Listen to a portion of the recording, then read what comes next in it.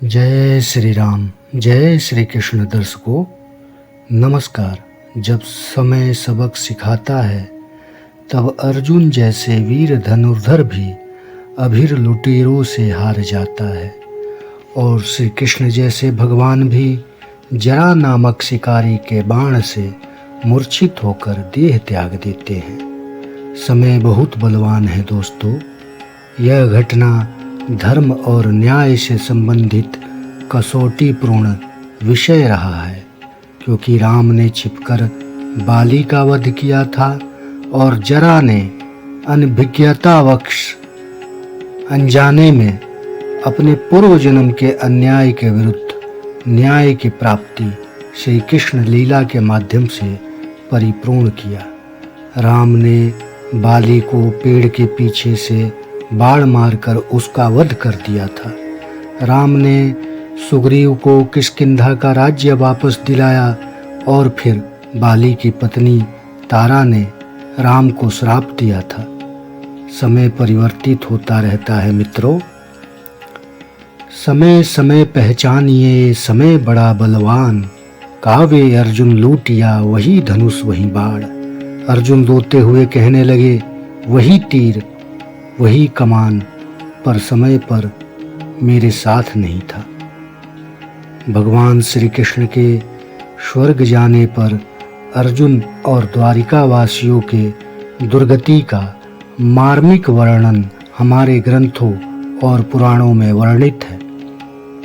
यदुवंश के अंधक वृष्णि, माधव, यादव आदि वंश चले हैं। श्री कृष्ण वृष्णि वंश से थे। वृष्णि ही वर्षणे कहलाए, जो बाद में वैष्णव हो गए। वृष्णि वंशियों को दो श्राप लगे थे। एक श्राप गंधारी का लगा था और दूसरा श्राप ऋषियों का लगा था। श्री कृष्ण सब कुछ जानते थे, लेकिन श्राप पलटने में उनकी तनिक भी रुचि नहीं थी। श्राप का परिणाम मौसूल का युद्ध था। इस आपसी झगड़े में भगवान श्री कृष्ण से संबंधित कुल के लगभग सभी पुरुष और स्त्रियों का नाश हो गया था। मौसूल युद्ध के कई रहस्य हैं, जिसमें से एक रहस्य यह भी है कि कैसे भगवान श्री कृष्ण ने प्रभु श्री राम को ऋण से मुक्त किया।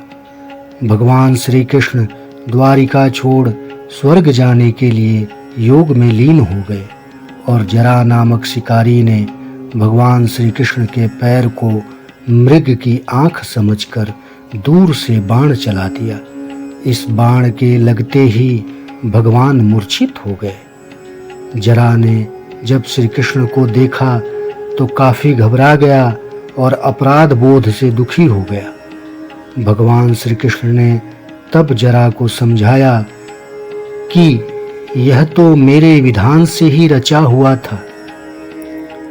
मैंने स्वयं ही अपने देह त्याग के लिए इस विधि को चुना था, क्योंकि तुम्हारे पूर्व जन्म का ऋण मुझ पर था। जरा पूर्व जन्म में बाली था, जिसका वध भगवान राम ने किया था। इस प्रकार राम को श्राप से मुक्ति मिली।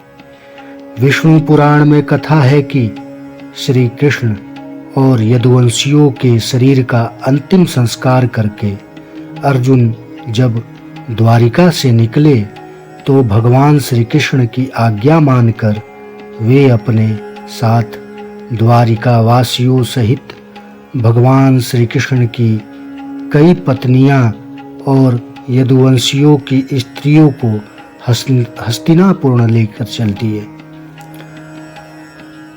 द्वारिका से उनकी अंतिम विदाई हो रही थी, इसलिए जिनके पास जो धन संपदा थी वह साथ लेकर नगर से निकल चले। अर्जुन सभी यदुवंशी महिलाओं और व्रज को लेकर हस्तिनापुर की ओर चले। रास्ते में भयानक जंगल आदि को पार करते हुए वे पंचनद देश में पड़ाव डालते हैं। वहां रहने वाले अभीर लुटेरों को जब यह खबर मिली कि अर्जुन अकेले ही इतने बड़े जन समुदाय को लेकर हस्तिनापुर की ओर चले हैं, तभी लुटेरे द्वारिका की कन्याओं और धन संपदा को पाने के लालच में लग गए और लालचवश उन्होंने उन्हें लूटने की योजना बनाई। हालांकि उनके लिए बड़ी बाधा अर्जुन थे, जिनके पराक्रम को सभी लोग जानते थे, लेकिन लालच में अंधा हुआ मनुष्य जान को जोखिम में डालने से भी नहीं चूकता है। सभी ने मिलकर कन्याओं और धन को लूटने का फैसला कर लिया था। लुटेरों ने ग्रामीणों को धन का लालच देकर लूट में अपनी सहायता करने के लिए ग्रामीणों को तैयार कर लिया।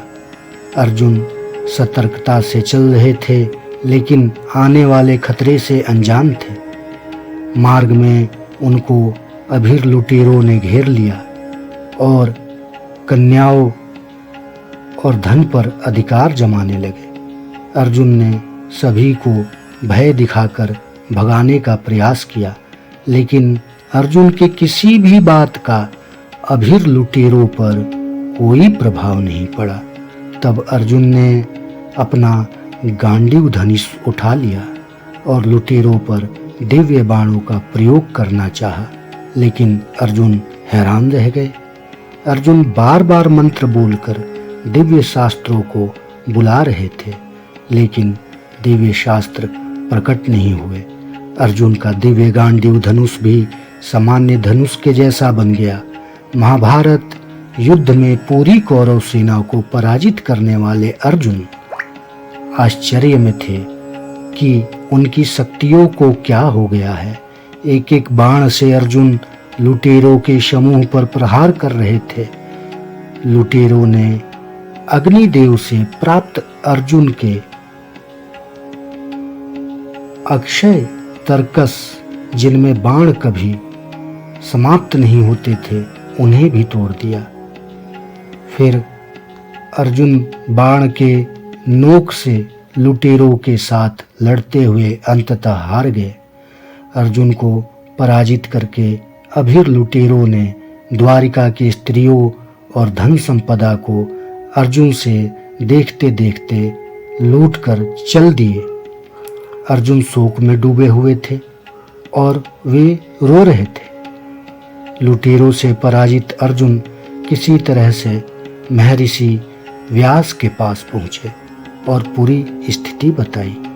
व्यास जी ने बताया कि दरअसल तुम जिस शक्ति की बात कर रहे हो और जो कुछ शक्तियां तुम्हारे पास थी, वह तो तुम्हारी थी ही नहीं अर्जुन। सारी शक्तियों के स्वामी तो स्वयं भगवान श्री कृष्ण थे। जब तक वह तुम्हारे साथ थे, तब तक उनकी शक्तियां भी तुम्हारी थी। उनके जाने के साथ वो शक्तियां भी चली गई। अब यह जो कुछ भी हो रहा है, वह उनकी मर्जी से हो रहा है। व्यास जी बोले, सुनो अर्जुन, विपत्ति के समय बल, बुद्धि, ऊर्जा और शक्ति क्षीण हो जाती है। ब्रह्मांड काल द्वारा नियंत्रित है। यह देता है और लेता है। बलवान दुर्बल हो जाता है, धनवान निर्धन हो जाता है और निर्धन धनवान हो जाता है। यही नियति है। समय के साथ तुमने अपनी भुजाओं की शक्ति खो दी है। यह वापस आ भी सकती है और नहीं भी आ सकती है। स्पष्टतः मुझे ऐसा लगता है कि तुम्हारे धरती से जाने का समय भी आ गया है।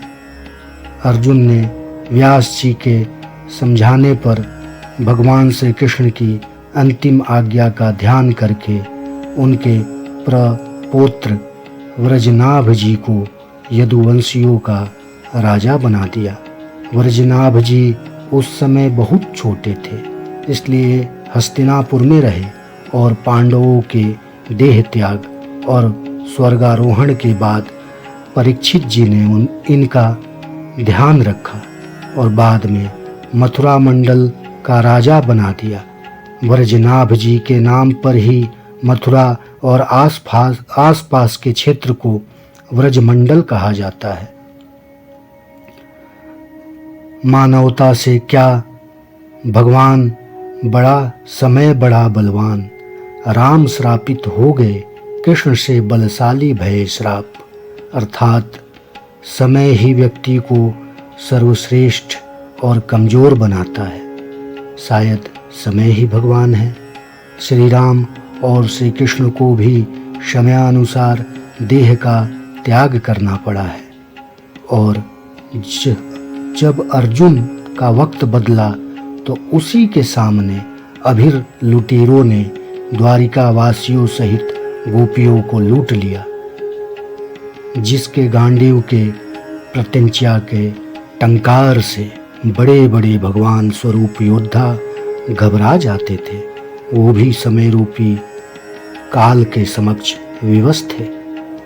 विशेष सत्ता बल, धन बल, भौतिक बल और काम क्रोध लोभ मद, ये सब आपको शापित करके आपके अंदर अहंकार के कोष को जन्म दे सकते हैं। अतः अपने बलों पर अहंकार ना करें, क्योंकि समयानुसार समय ही बलवान है, ना कि उपरोक्त बल।